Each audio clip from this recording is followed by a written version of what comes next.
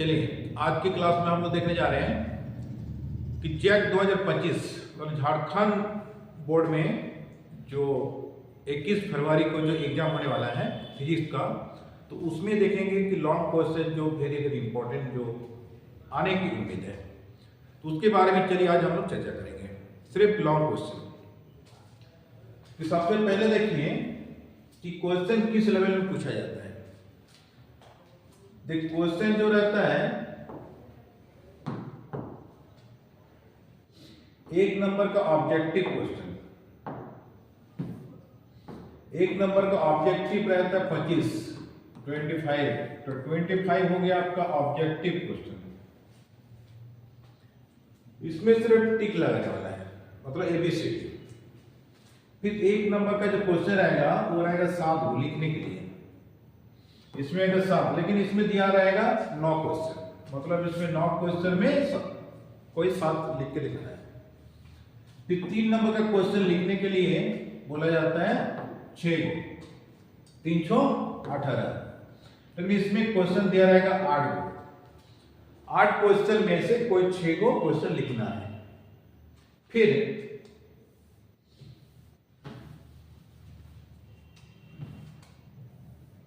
जो long question है वो रहेगा 5 नंबर का 4 को क्वेश्चन, 4 5 20, लेकिन दिया जाएगा 6 क्वेश्चन।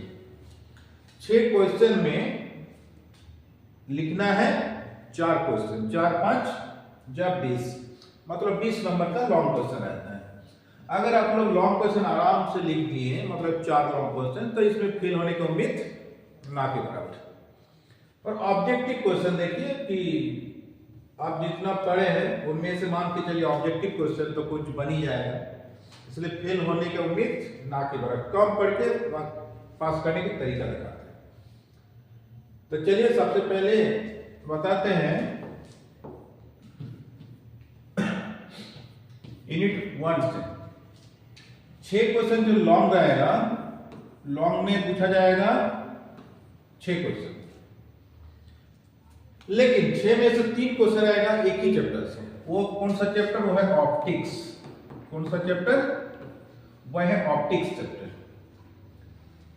तो 3 क्वेश्चन जो ऑप्टिक्स से मिल जाएगा, बाकी 3 क्वेश्चन आएगा कौन कौन यूनिट से? देखिए वो यूनिट 1 हो सकता है, 2 हो सकता है, 3 हो सकता है, 4 हो सकता है। ये 4 गो यूनिट से, यूनिट 5 से नहीं पूछता था, क्यों? वो छोटा यूनिट है, उसमें छोटा क्वेश्चन ऑब्जेक्टिव और 2 नंबर का क्वेश्चन आता है, और कुल मिलाकर उसमें 3 नंबर है। अब देखिए आगे यूनिट 1 से सबसे पहले बात करते हैं। यूनिट 1 से जो वेरी वेरी इंपॉर्टेंट क्वेश्चन है, मतलब 5 नंबर के लिए, वो 1 नंबर में हम बात करेंगे यूनिट 1 से। यूनिट 1 से देखिए सबसे पहले कर लीजिए निरीक्षण रेखा पर विद्युत क्षेत्र की तीव्रता के लिए व्यंजक प्राप्त करें। ये क्वेश्चन 2023 में आया था, फिर 25 के लिए रिपीट हो सकता है। जो सिर्फ डायग्राम हम भी कर देते हैं, यहाँ पर समझ में आ जाएगा। ये जो डायग्राम जो बना है, ये वाला डायग्राम देखिएगा, ये निरीक्षण रेखा में विद्युत क्षेत्र की तीव्रता का व्यंजक दिखाना है। दूसरा क्वेश्चन है गॉस का एप्लीकेशन। गॉस का एप्लीकेशन में देखिएगा 3 गो एप्लीकेशन है। पहला है सीधी तार के लिए, दूसरा है चादर के लिए, और तीसरा है फुगला गोला।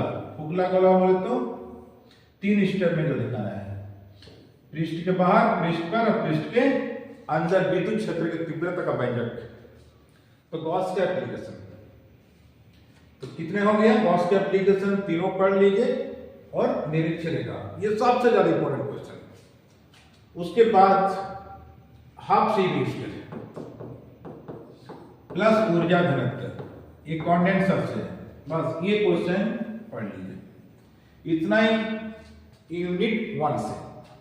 यूनिट 2 से सबसे ज्यादा जो इंपॉर्टेंट है यूनिट 2 से, वह है विभव मापी के द्वारा 2 सेलों के मध्य विद्युत वाहक बलों की तुलना। बस एक ही क्वेश्चन सबसे ज्यादा इंपॉर्टेंट माना जाता है, जो कि 2023 में आया, फिर आएगा तो वही वाला क्वेश्चन रिपीट होने वाला है, जो कि व्हिटस्टोन ब्रिज पिछले साल आ चुका है। इसलिए वोल्टेज ब्रिज चौड़ाई की उम्मीद नहीं है। 3.2 से सिर्फ विभव मापी के द्वारा दो सेलों के मध्य विद्युत वाहक बलों की तुलना, ये क्वेश्चन कर लीजिएगा। फिर बात करते हैं यूनिट 3 से। यूनिट 3 से मेरे हिसाब से दो क्वेश्चन इंपॉर्टेंट है, उनमें से एक क्वेश्चन तो लगता है एकदम छप चुका है 2025 के लिए। पहला क्वेश्चन आप लोग पढ़ लीजिए, लूप वाला जो बीएसएल लूप, ये जो डायग्राम जो बनता है, ये जो डायग्राम बनता है, ये क्वेश्चन कर लीजिए बीएसएल लूप। और दूसरा क्वेश्चन है किसी समरूप चुंबक क्षेत्र में धारावाही चालक तार पर लगने वाला बल के लिए व्यंजक प्राप्त किया है, जो F equal to ILB sin theta जो व्यंजक आएगा, F इक्वल टू क्या आएगा, ILB sin थीटा। और इसी से रिलेटेड क्वेश्चन, ये टेल पार्ट में पूछा जाता है, इसी से रिलेटेड क्वेश्चन, दो समानांतर धारावाही चालक तार के मध्य लगने वाला बल के लिए व्यंजक प्राप्त करें, बस एक क्वेश्चन। ये क्वेश्चन 2023 में आया था, फिर 25 के लिए फिर इंपॉर्टेंट। तो ये दोनों मिला के पूछेगा 5, अगर आएगा तो ये 2 और ये क्वेश्चन 3, कुल मिला के ये रहेगा 5 नंबर के लिए। तो यूनिट 3 से 2 क्वेश्चन वेरी वेरी इंपॉर्टेंट। अब आ जाए यूनिट 4। यूनिट 4 में देखिए सबसे ज्यादा इंपॉर्टेंट क्वेश्चन जो बनता है, average age mean value, average age mean value of AC. अब इसी में टेल पार्ट में रहेगा आरएमएस वैल्यू ऑफ एसी, ये क्वेश्चन। और इसके बाद जो क्वेश्चन आता है वो है ट्रांसफार्मर।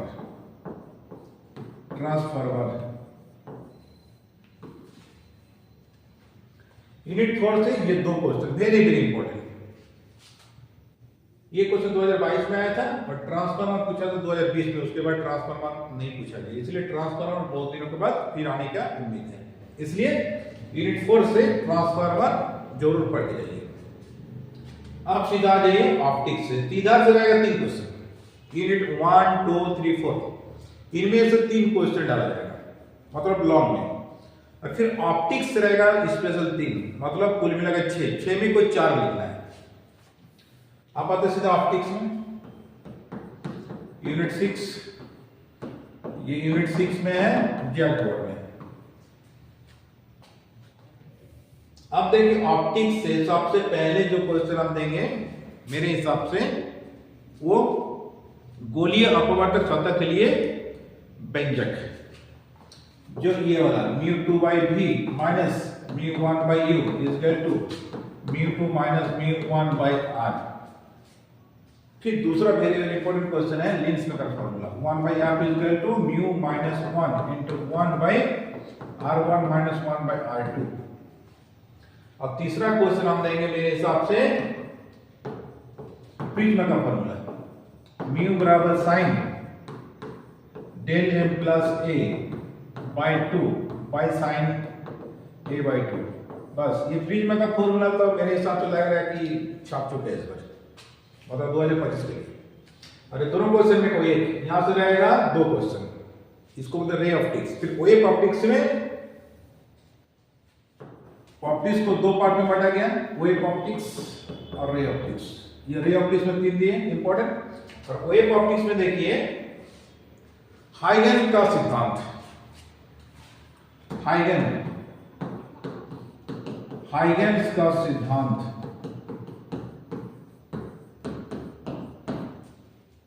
इस क्वेश्चन के आधार पर 2 क्वेश्चन है, एक है परावर्तन वाला और एक है अपवर्तन वाला। बस ये दोनों क्वेश्चन कर लीजिए। कभी कभी कैसे पूछते तो हाइगन का सिद्धांत, जैसे पिछले बार पूछा था हाइगन का सिद्धांत क्या है, और अपवर्तन वाला पूछ लिया था ये वाला, मतलब 2024 में। ये हाइगन का सिद्धांत आते रहता है, वो 22 में आया, फिर 24 में आया, फिर 25 में भी आ सकता है।